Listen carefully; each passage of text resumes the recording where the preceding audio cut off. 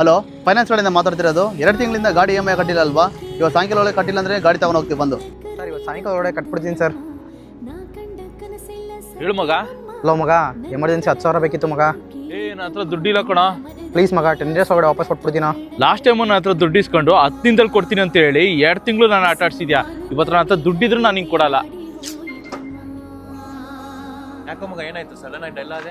ಏನಿಲ್ಲ ಮಗ, bike EMI ಕಟ್ಟಬೇಕು, ನನ್ನ ಹತ್ರ ಬೇರೆ ದುಡ್ಡಿಲ್ಲ. ಬೈಕ್ ಏನನ್ ಕೇಳ್ಬೇಕಿತ್ತು? ಕೇಳಿದೆ ಮಗ, ಇಲ್ಲ ಅಂದ. ನನಗೋಸ್ಕರ ನೀನೊಂದ್ಸರಿ ಕೇಳ್ತೀಯಾ? ಅವ್ನಿಲ್ಲ ಅಂತ ಹೇಳದ್ನಲ್ಲೋ. ಹಲೋ ಮಗ, ಲಾಸ್ಟ್ ಟೈಮ್ ಅವನ ಹತ್ರ ದುಡ್ಡು ಇಸ್ಕೊಂಡು 10 ದಿವಸ ಕೊಡ್ತೀನಿ ಅಂತ 2 ತಿಂಗಳು ಆಟ ಆಡ್ಸಿದ್ದೀನಿ. ಅದಕ್ಕೆ ಅವ್ನು ದುಡ್ಡು ಕೊಡ್ತಿಲ್ಲ. ನಿನ್ಗಾದ್ರೆ ಅವನ ಹತ್ರ ದುಡ್ಡಿಲ್ಲ ಅಂದ್ರು ಬೇರೆಯವ್ರ ಹತ್ರ ಇಸ್ಕೊಡ್ತಾನೆ, ಅದನ್ನ ನಾನು ನೋಡಿದ್ದೀನಿ. ಯಾಕಂದ್ರೆ ಅವನ ಹತ್ರ ಇಸ್ಕೊಂಡಿರೋ ದುಡ್ಡು ನಾನು ಕರೆಕ್ಟ್ ಟೈಮಿಗೆ ಕೊಡ್ತೀನಿ ಅಂತ ಆ ನಂಬಿಕೆನ ನಾನು ಉಳಿಸ್ಕೊಂಡಿರೋದ್ರಿಂದಾನೇ ಅವನ ಹತ್ರ ದುಡ್ಡಿಲ್ಲ ಅಂದ್ರು ಬೇರೆಯವ್ರ ಹತ್ರ ಅರೇಂಜ್ ಮಾಡಿ ನನಗೆ ಕೊಡ್ತಾನೆ.